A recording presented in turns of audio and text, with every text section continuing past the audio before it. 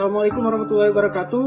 Terima kasih kepada Bapak Presiden Prabowo yang telah memberikan bantuan beras dari Bulog kepada kami masyarakat di Kecamatan Ketol, Rusit, Kebayakan, dan Bios di Kabupaten Aceh Tengah. Assalamualaikum warahmatullahi wabarakatuh. Kami Kodim 0102 PD.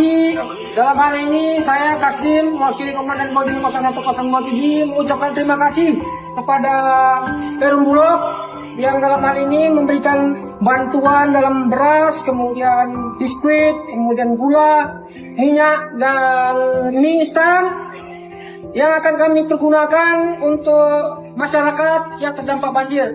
Dalam hal ini ada 4 kecamatan di wilayah PD yang terdampak, yang agak parah. Kami akan salurkan bantuan ini kepada masyarakat yang membutuhkan. Terima kasih sekali lagi Bapak Bulog.